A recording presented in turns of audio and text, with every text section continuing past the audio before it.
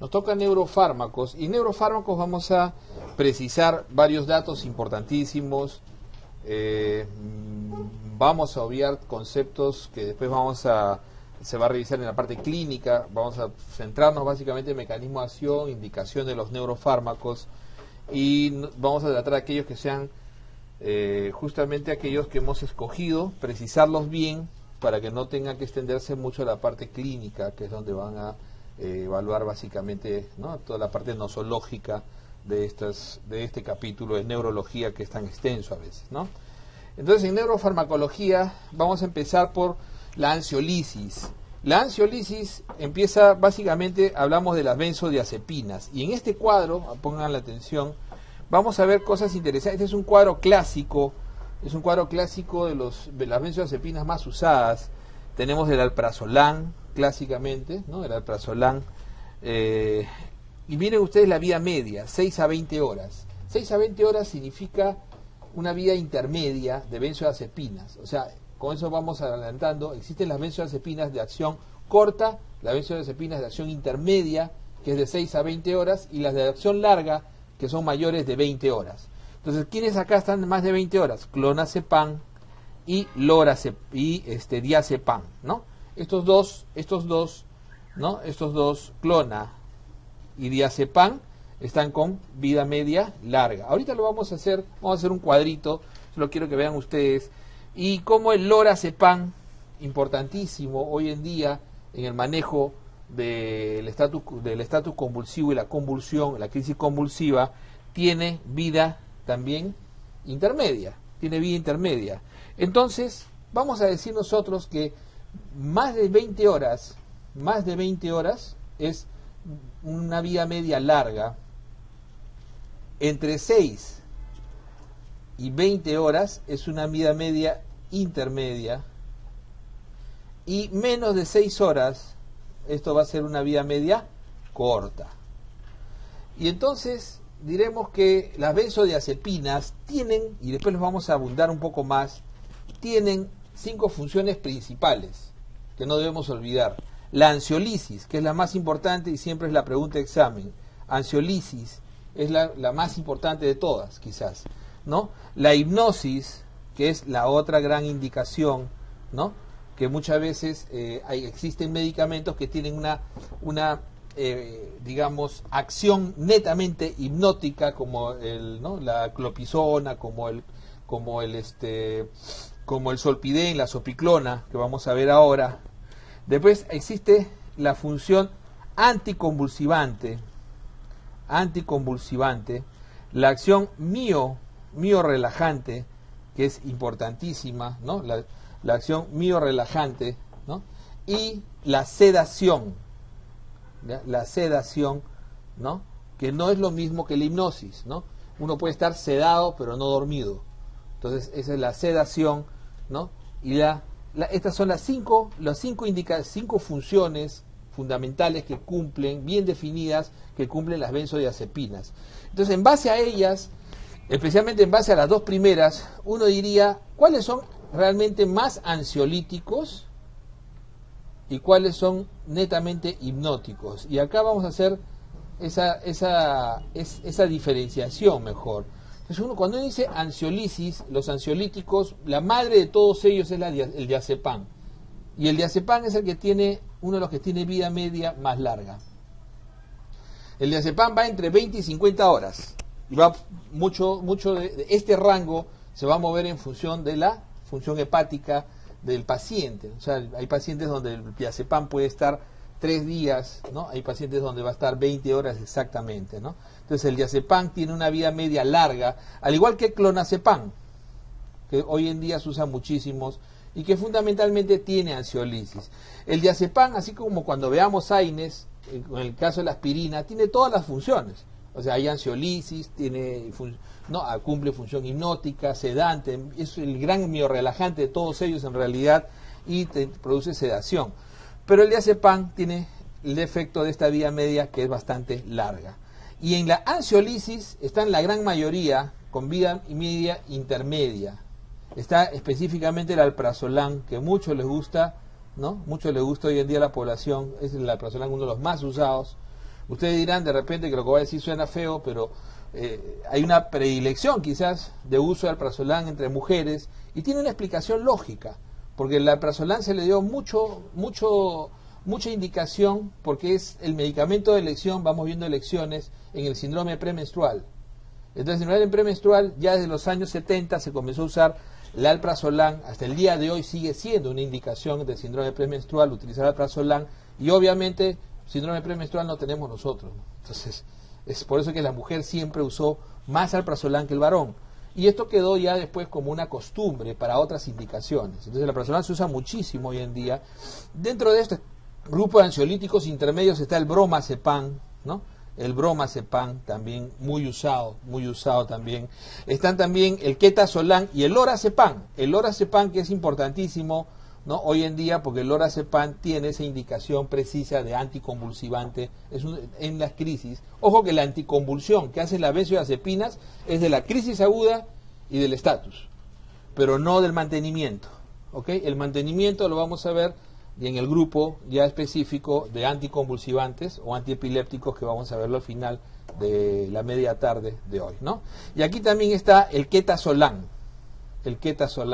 todos ellos muy usados en el país, ojo, por diferentes motivos, y vamos a ver algunas precisiones. Ya hemos precisado, por ejemplo, que el alprazolam, síndrome premenstrual, es muy usado, ¿no? Es muy usado el alprazolam. No hay en la ansiolisis medicamentos de acción corta, no hay, porque realmente en la ansiolisis se busca coberturar generalmente las 24 horas, ¿no? Entonces, la mayoría son de acción intermedia, ¿no? Y específicamente algunas incluso de acción larga, como el clonazepam, que es la que más se usa en psiquiatría. Mientras que en los hipnóticos la cosa es al revés. En el hipnótico lo que se busca es que no haya efecto residual.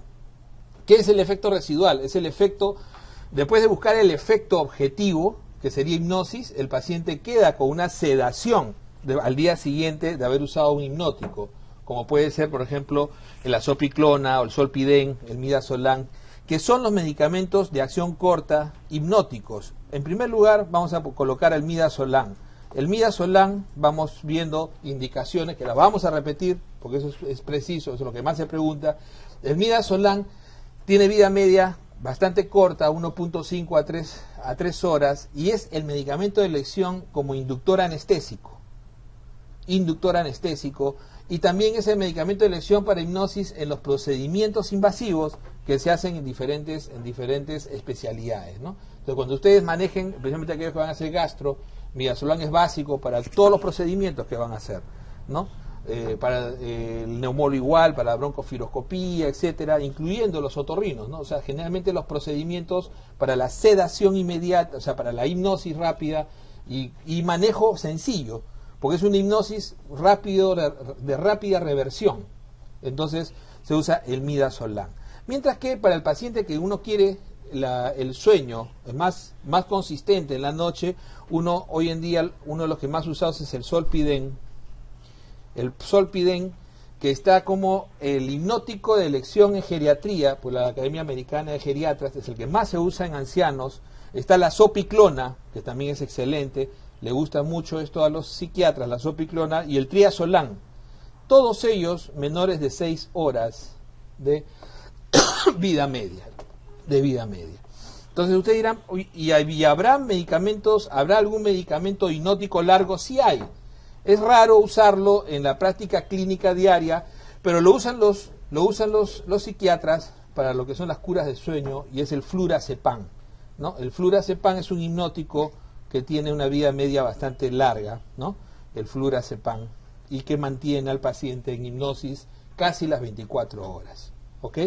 Además de eso, en el intermedio, servirá de mucho, no servirá de mucho, pero ahí existe un medicamento que siempre se pregunta, porque el flunitrazepam, que se llamaba Rohypnol, el flunitrazepam, este medicamento yo de interno lo he usado bastante, no para mí, sino para los pacientes, porque en esa época era uno de los hipnóticos más usados en los hospitales, porque teníamos parenteral y oral, y era la elección en esa época en la hipnosis de niños, en pediatría, ese era el medicamento que se usaba. ¿Por qué el flunitrazepam dejó de usarse? No porque sea un mal medicamento, sino porque comenzó a verse un efecto ahí voy a aprovechar para decirles que el receptor de benzodiazepinas se comparte con el alcohol y con los barbitúricos y se potencian.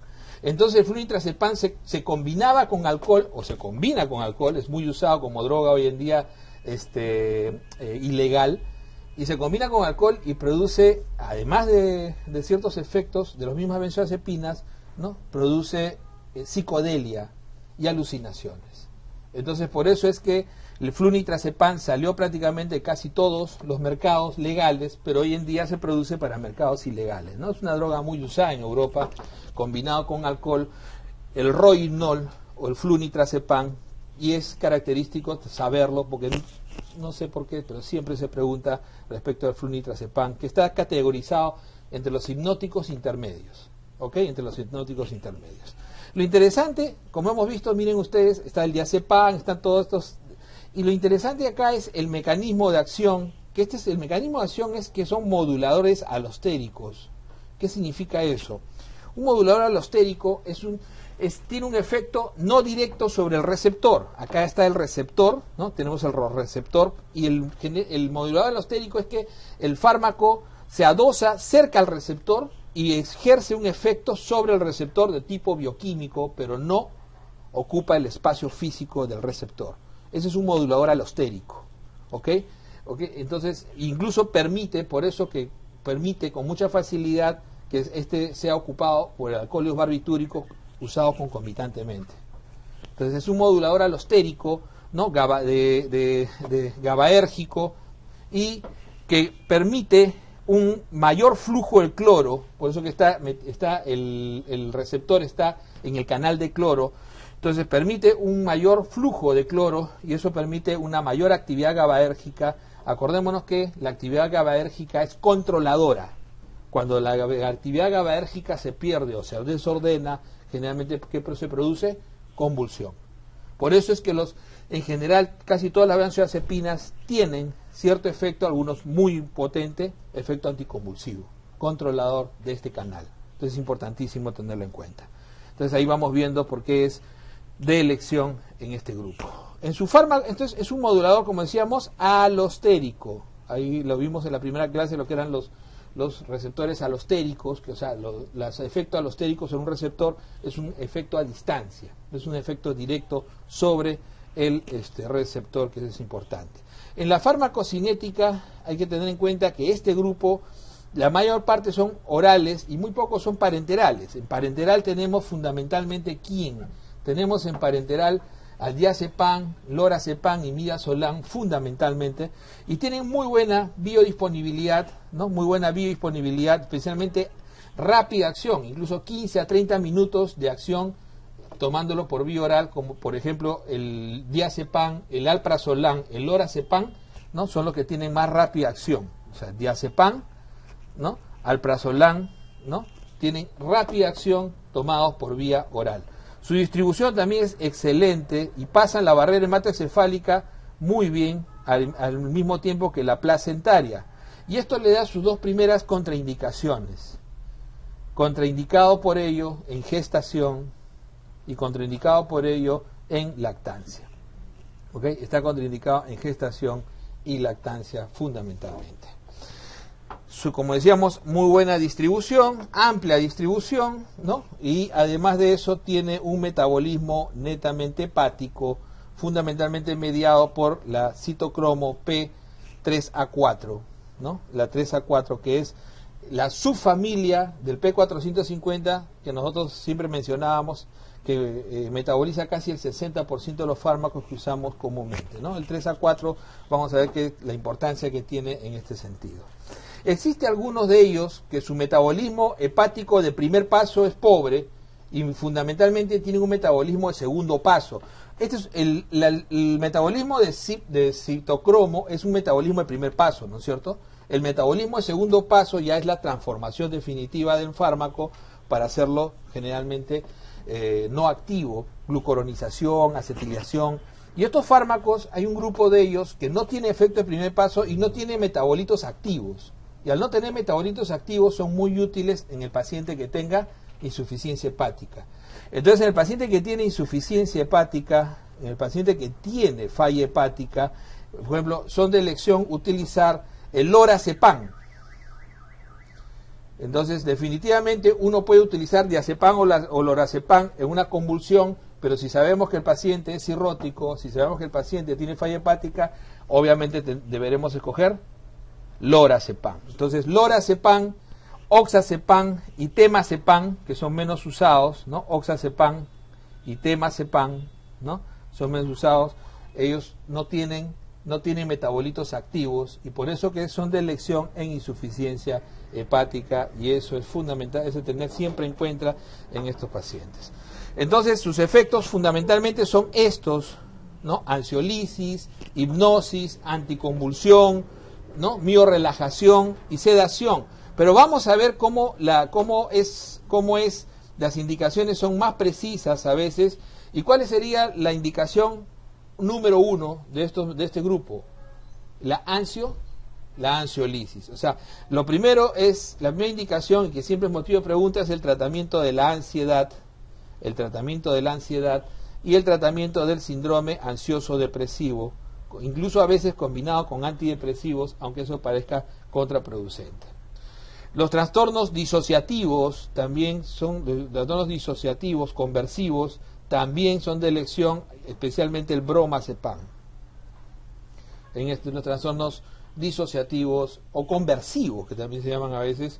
El delirium tremens es otro efecto que es muy frecuente hoy en día ver.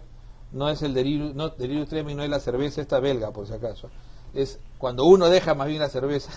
El delirium tremens que se presenta en el paciente y puede llegar incluso a la convulsión, ¿no? El delirium tremens puede llegar incluso a veces a la convulsión, y está totalmente indicado el usar benzodiazepinas acá, fundamentalmente clonazepam, ¿ok? Clonazepam. La acaticia, ¿qué cosa es la acaticia? La acaticia es un efecto adverso muy frecuente en los neurolépticos y se refiere a esa sensación de intranquilidad y necesidad de movimiento que tiene el paciente en forma normal. Entonces, el paciente que tiene este efecto adverso, que es un efecto sobre los núcleos nigroestriados fundamentalmente, es un efecto tipo parkinsoniano, pero el paciente no tiene un movimiento, sino el paciente tiene una necesidad de estar en movimiento, no puede estar sentado, no puede estar quieto, está en un estado de ansiedad, ¿no? No está agitado, sino está en un estado de ansiedad, en un estado de intranquilidad que no lo puede explicar, es un efecto adverso. Esto lo ven ustedes, de repente lo han tenido la oportunidad de ver con metoclopramida. Y eso se ve mucho en mujeres que usan metoclopramida. A veces uno le pone metoclopramida y se ve más en la mujer, 5-1 más en la mujer. Y a veces la señorita le pusieron la metoclopramida y el familiar o la enfermera le dice: su paciente está intranquilo, no quiere sentarse, está desesperada la paciente. Esa sensación que de repente algunas veces, a todos nos ha pasado, pensamos que, ¿no?, que la paciente está problemática, o está media loca, o qué le pasó. En realidad es un efecto adverso y se llama acaticia.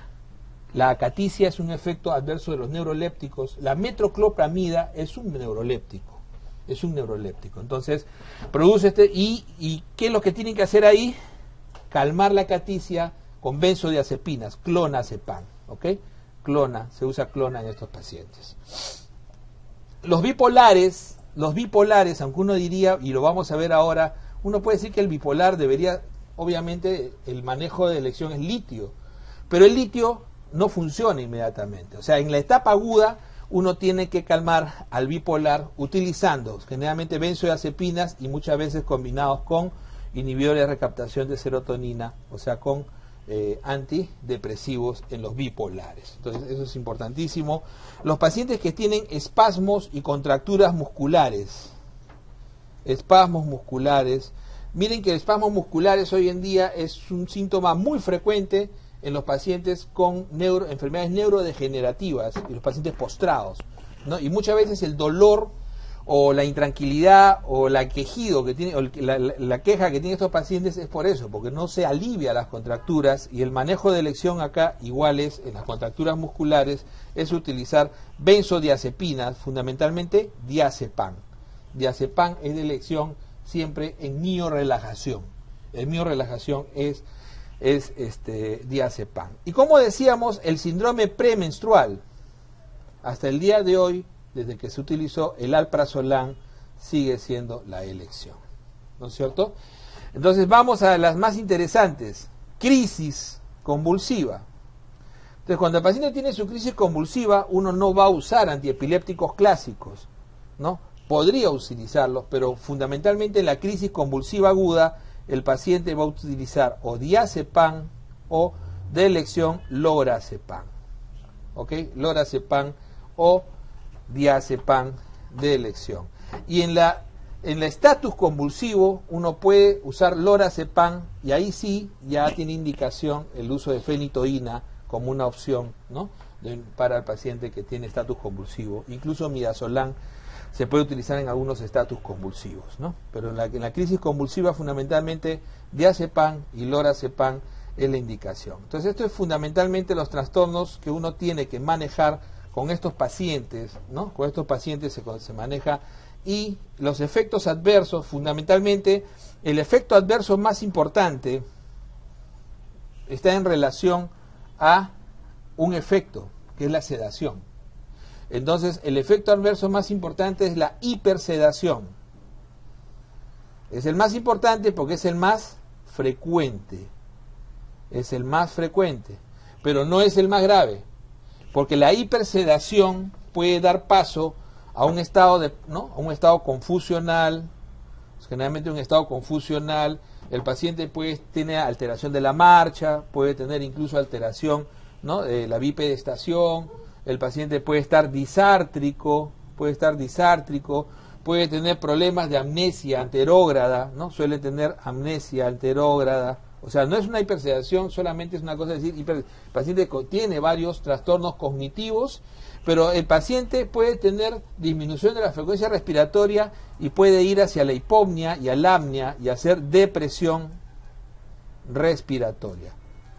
Y cuando hace represión respiratoria, este ya es otro efecto adverso que es el más grave.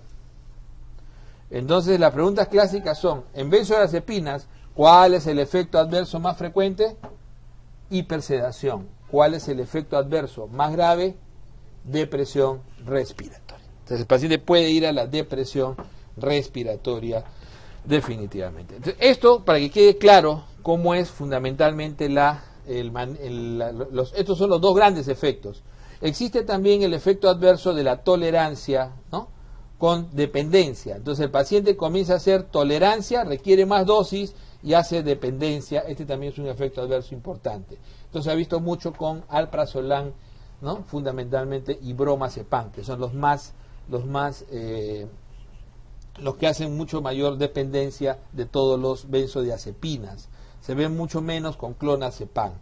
También existe el síndrome de abstinencia y retirada.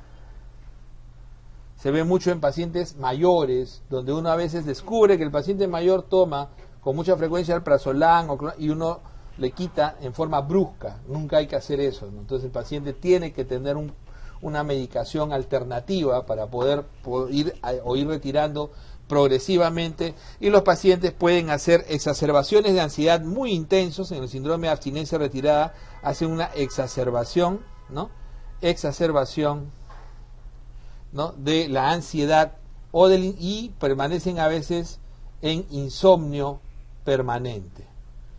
Hacen grandes insomnios de 2, 3 días, una semana, y hacen realmente, o pueden entrar en un síndrome de abstinencia verdadera en el cual el paciente ya hace síntomas vegetativos, ¿no? Diaforesis, taquicardia, una serie de síntomas vegetativos que tienen que ser manejados como cualquier síndrome de abstinencia, ¿ok? Entonces, síndrome de abstinencia retirada en estos pacientes.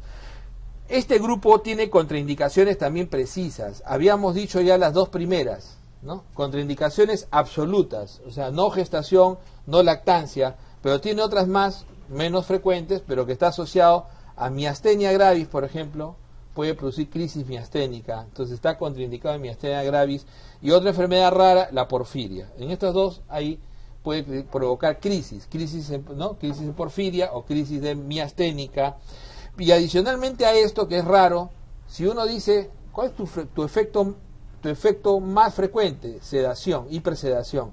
Y lo más grave a raíz de eso es depresión respiratoria. Entonces, en aquellos diagnósticos concomitantes donde el paciente ya tenga problemas ventilatorios, respiratorios, va a estar contraindicado también. Ejemplo, síndrome de apnea-sueño.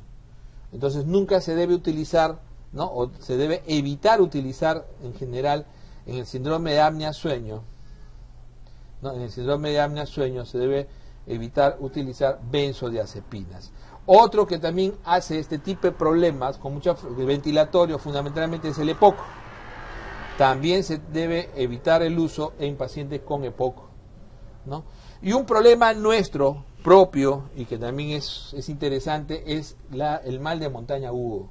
En el mal de montaña agudo también está ahí, y ni siquiera es una contraindicación relativa sino absoluta. En el mal de montaña agudo, o sea, el llamado soroche, no se debe usar benzodiazepinas porque se precipita más la hipopnea y la deficiencia de oxígeno, ¿ok? Adicionalmente a esto, estos pacientes también pueden precipitar, ¿no? glaucoma,